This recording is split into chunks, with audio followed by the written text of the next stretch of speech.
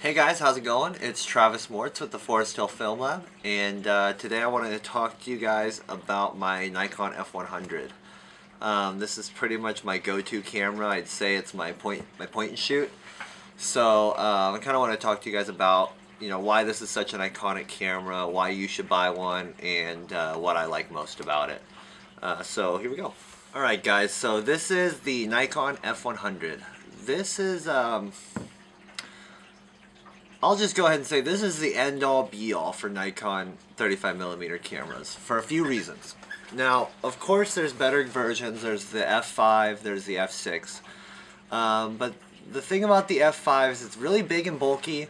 I personally didn't care for mine all that much. And the F100, it doesn't do anything the F100 can't do. You know, back in 1999 when this was released, the technology of 35mm cameras was kind of plateauing.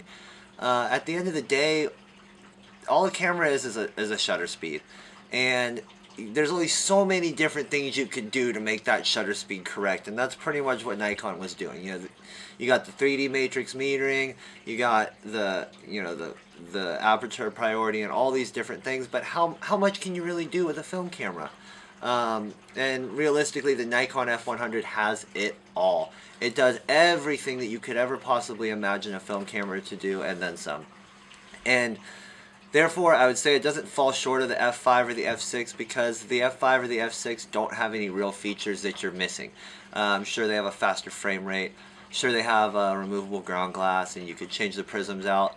But, aside from that, there really isn't anything defining. There isn't anything that's going to change your image quality. So that's what's great about the F100.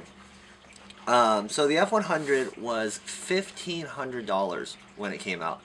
$1,500 for this camera when it came out. I bought my first F100 for $50. So, I mean, that's less than the tax you would have paid on this camera. And I bought this particular model, this particular one here, for 75 bucks. So I mean, if you have this 50mm lens at home, that alone is reason enough to buy an F100. If you have any Nikon lenses, it's reason enough to buy an F100. That's basically why I'm even making this video, because I love this camera. So before I get an up-close look to show you guys all the different things about it, I want to tell you some of the features that I love most about it. Firstly, the manual focus indicator. Something that the F100 has that actually all Nikon digitals have as well, but it was still a high-tech thing, and it has the autofocus or the manual focus indicator in the lower left corner of the viewfinder. So if I am manual focusing, which this is obviously not, it will tell me which direction I need to turn my lens barrel, and it'll also tell me when I've achieved focus. So, and that's a huge perk. You can shoot manual focus lenses, and your camera's actually going to tell you when it's in focus and help you aid you in that. Another thing I really like about this camera is that it's autofocus.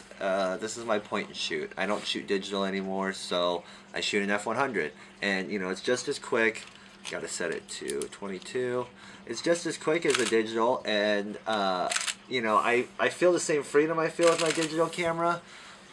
But I'm actually making images on film when I shoot it. But, the satisfaction and the disconnection is still there.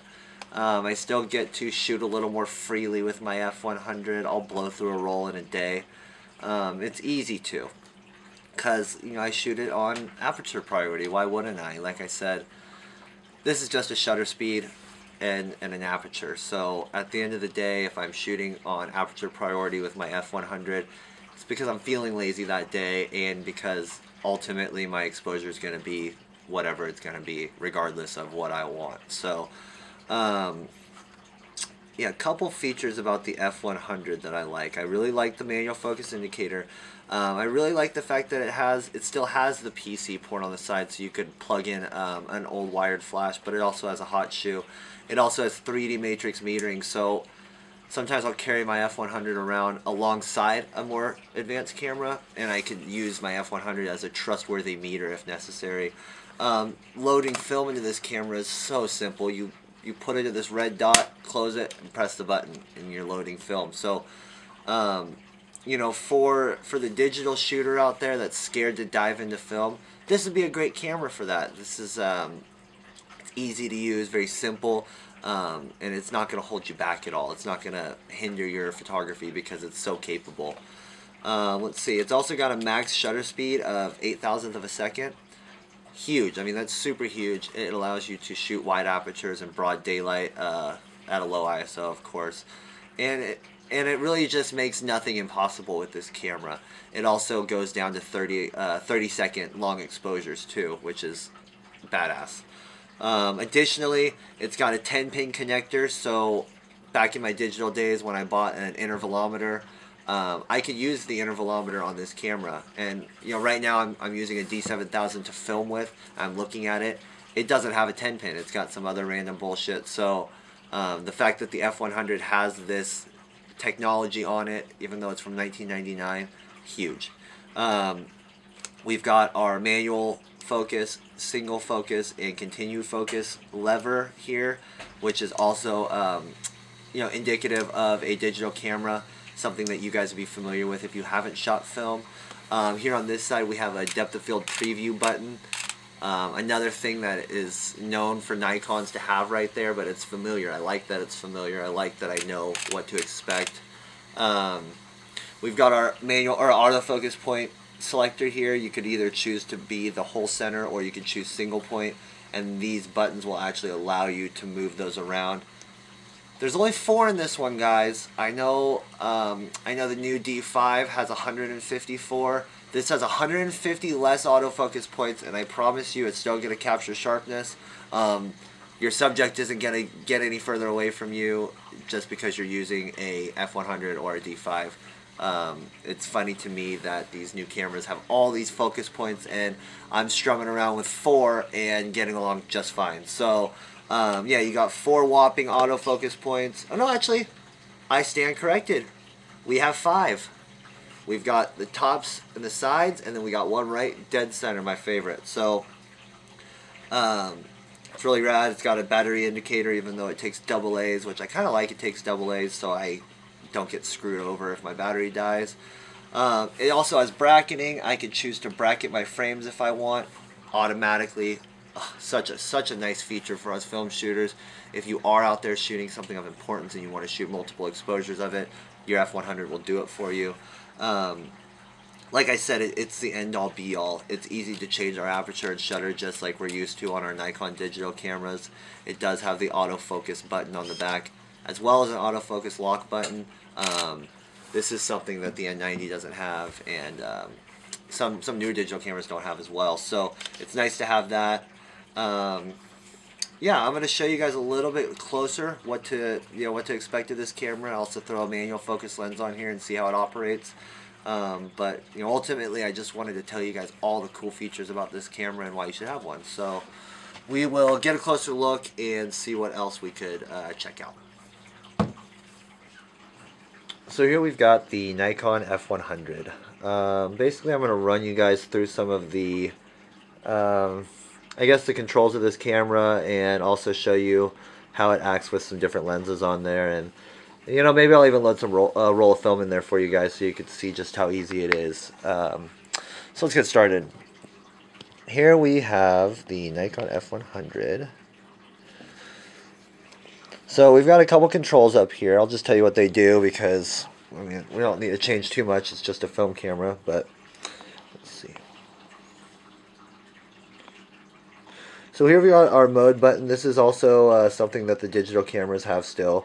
We've got manual, program, shutter priority, which will change our aperture based on our shutter speed.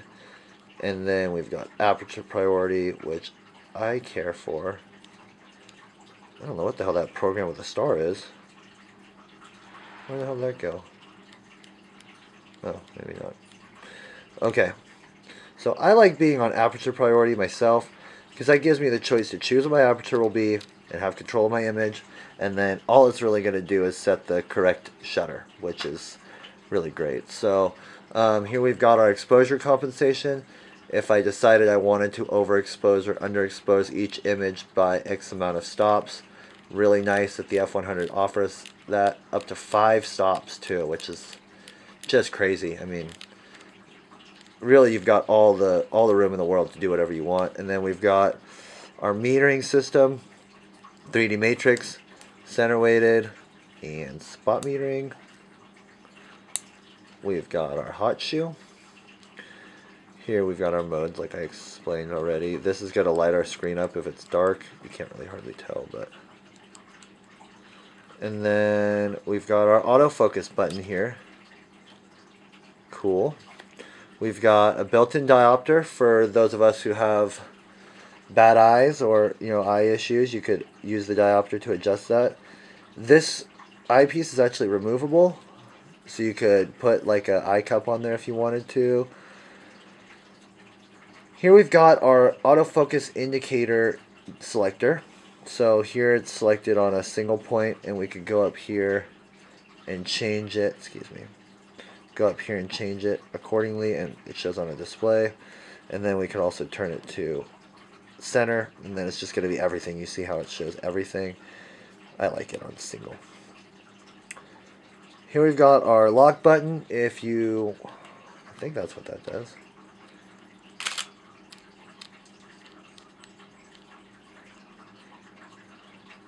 I don't know what the hell that button does. I just locked something. Oh, is it lock my aperture? Okay. This button here, why would you ever do this, will lock your aperture for you. So now, oh, that's cool. So now I will not switch my aperture all day, and it'll just stay on f4. It's an aperture lock. Interesting. Look, I just learned that. So then we've got the lock button, which we figured out locked the aperture. And then here we have this custom button. And I just learned about this. This is for custom settings. So this camera's got 20 different menus, and then you can choose one or two, and that's going to actually tell you what your option is. So, for instance, number 20 is, if I turn it on 1, it's going to turn on the LED lamp when I take the picture. So watch. Let's see. Look at that. I just set that up. And then watch, I go back to here. Now I turned it off.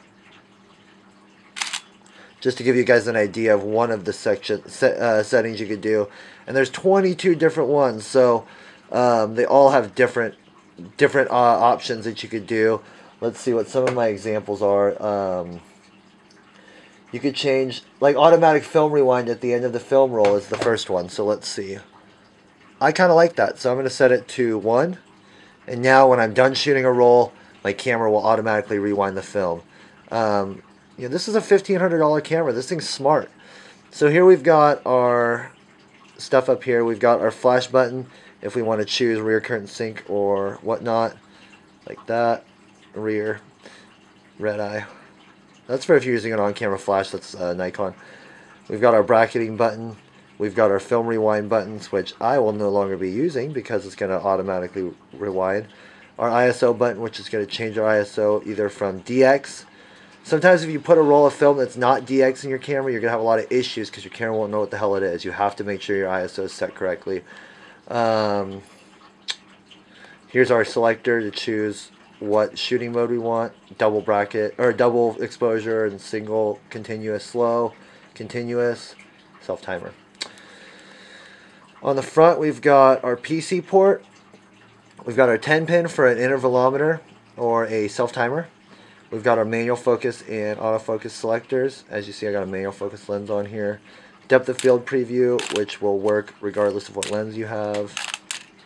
Pretty nifty. And then some of the things with the manual focus lenses are you're going to have to turn your aperture ring by yourself. That's okay because the camera will compensate. So the camera will compensate.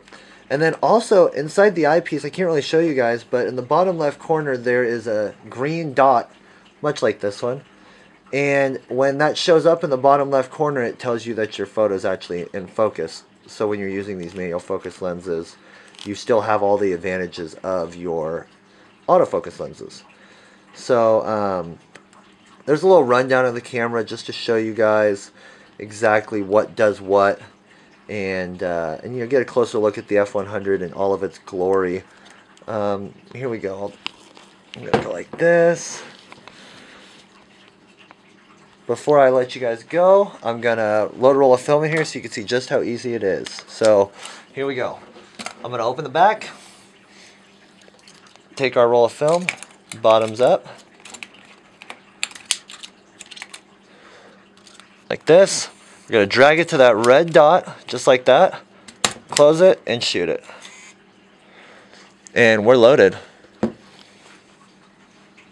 So now we've taken a closer look at the camera and also taken a look at how manual focus lenses mount and react to being on the newer, I guess, digital style 35mm. So I wanted to actually put in a couple examples from you guys. Like I said, I shoot this camera all the time.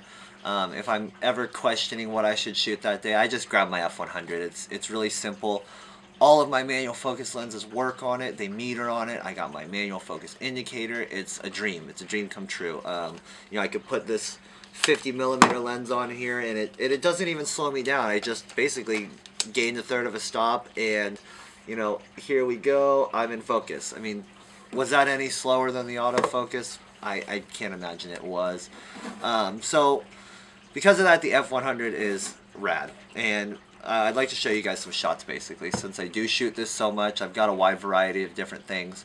So I'll throw some action in there so you can see what this camera's capable of, and also put some portraits and other stuff in there. Like I said, the sharpness indicator is a huge deal, and you'll see what kind of benefits it has for me in these shots. I could say that most of them are probably not shot with an autofocus lens, but if they aren't, you probably won't be able to tell the difference. So take a look, and I'll see you guys in a second.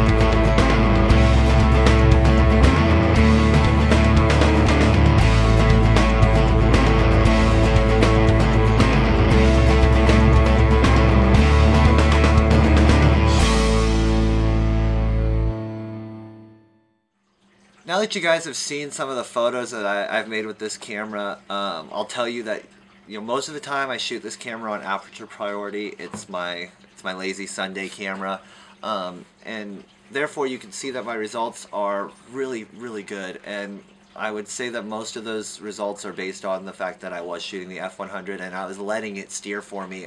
I said, basically, I decide that I want my camera to do the work today, and all I want to do is frame up shots and press the button.